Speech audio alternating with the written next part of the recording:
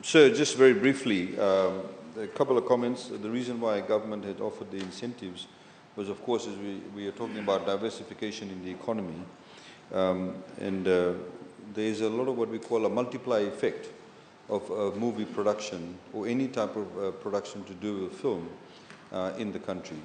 When people come to Fiji, they not only bring equipment, but they also bring in people.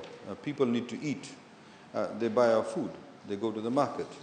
They need to rent premises. They need to hire equipment. Indeed, they need to hire personnel. So the multiplier effect is enormous.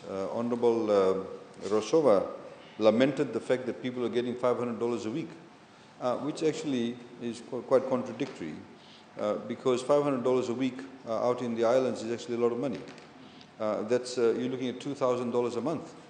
If there's a movie production or a real-life TV series for 6 months, we can do the mathematics on that. There's 2,000 multiplied by 6, $12,000 for 6 months. That is not bad money, actually. And I think a lot of people forget that. And also, Mr. Speaker, so I think some of the comments from the other side, I did not catch all of it, appears to be only looking at how much spend there is in terms of being given only to the landowners for the use of the land. It's not only about that, but it's also the multiplier effect. We've seen many of the locations where they've chosen, the local villages, they actually supply food. They supply handicraft. They hire people to do the backdrop paintings. They do joinery and carpentry for the sets. And Mr. Speaker said they also hire the punts, the local boats, a lot of that. And they actually, not necessarily hold back on paying.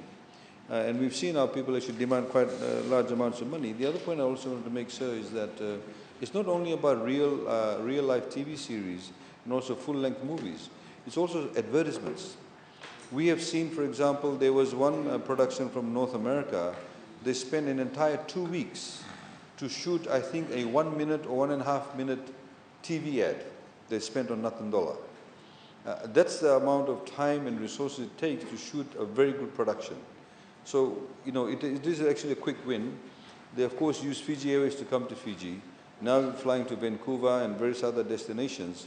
It just fulfills the requirement. And the point that I last would like to make, sir, as mentioned by the Honourable Minister Koya and also the Honourable Prime Minister, is that the opportunities for young Fijians, the talent pool that we have, we've seen, for example, sir, a mushrooming, a lot of local talent. We've seen dance groups. Government currently, for example, sir, provides a 200 or 300% tax rebate. So hotels that go and hire meke groups, that hire bands, that hire dance groups, restaurants and various other places, and should they pay them money for that, they actually claim rebates from us at a much higher rate.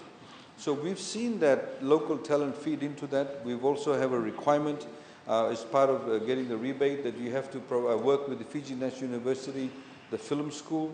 Some of them are working now with lighting, behind the scenes, a lot of work with the sound. That's all building talent. And it provides a lot of opportunities for young Fijians to be able to step into the arts. And as the Honourable Prime Minister said, God willing, one of these days we'll see a Fijian winning an Academy Award. And we have a lot of faith in our young people, and they have an enormous level of hidden talent which we want to tap into. So, Mr. Speaker, so I'd like to thank the Chair for this, the Chair and his committee for this recommendation on these 2 annual reports for Film Fiji. Thank you, sir.